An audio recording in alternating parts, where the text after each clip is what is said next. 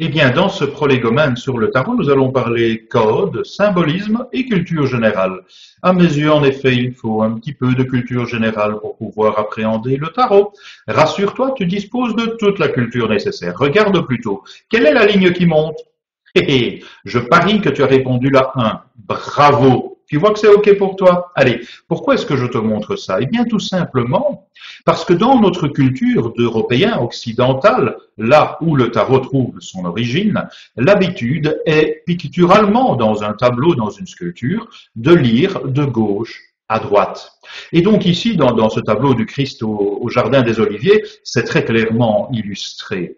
Ce sera la même chose dans une carte de tarot, le mât. Le mât, la première carte du tarot, est celle qui nous donne quantité de clés d'appréhension du tarot en lui-même.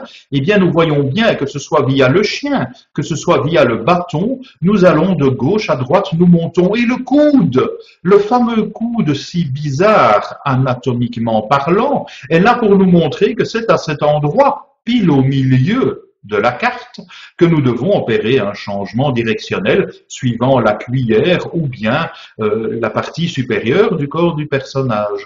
Comprendre une carte de tarot, c'est restituer son origine spatio-temporelle dans notre Occident d'Européen médiéval. Cela sera très important, notamment pour comprendre un tirage, par exemple, de gauche à droite.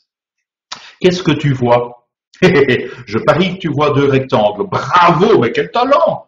Qu'est-ce que tu vois? Un triangle. Bravo, mais quel talent! Qu'est-ce que tu vois? La touche pause, play, d'un lecteur multimédia. Pause play, on est bien loin de rectangle et triangle, on a la juxtaposition des deux éléments qui nous permet de donner un sens différent. La lecture d'un symbole sera différente selon qu'on l'on prend le code seul ou bien qu'on le met avec un autre. Ce sera très important pour comprendre une carte de tarot, par exemple le bâton du mât, un sens en lui-même, quantité de significations symboliques rien que dans la carte du mât, et si on le met en parallèle, en regard, avec le bâton de l'ermite, il en sera tout à fait différemment.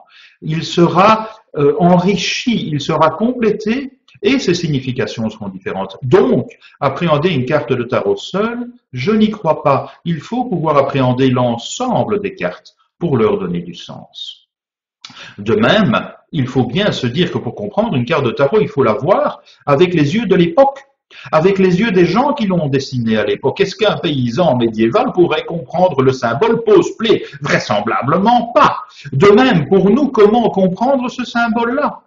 Qui d'entre vous pourrait se dire que depuis la préhistoire et jusqu'à la fin du Moyen-Âge, ce symbole pouvait représenter un cheval? Effectivement, le cheval pris à gauche en photo, ensuite dessiné au fusain et puis encore simplifié, eh bien, vous permet de comprendre l'évolution qui aboutit de manière certes abstraite à nos yeux à une représentation de cheval. Le tarot recèle d'une centaine de codes similaires à celui-ci où quelques traits peuvent et représentent des choses bien plus complexes. De même, qui d'entre vous voit naturellement et spontanément une femme représentée dans ce mégalithe? Mais seules les personnes qui ont fait un travail d'analyse spatio-temporelle, de travail dans l'espace et le temps, pour comprendre l'évolution des choses qui ont démarré à droite, alors marquées dans ce mégalithe, et qui se terminent dans cette représentation d'un évangéliste, si ma mémoire est bonne, sur la gauche.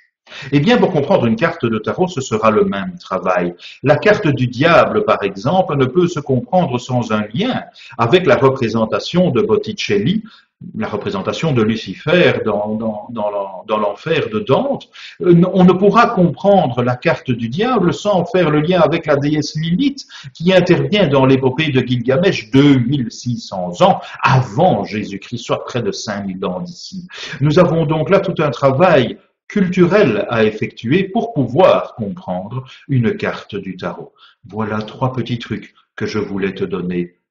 Ah bah oui, etc., etc. Il y en aurait quantité d'autres. Ceci étant donc, pour comprendre une carte de tarot, à mes yeux, il est fondamental de cultiver son jardin, comme aurait dit Voltaire à l'époque. Si tu veux en savoir plus, bienvenue sur un de mes 2 sites. Allez, à bientôt!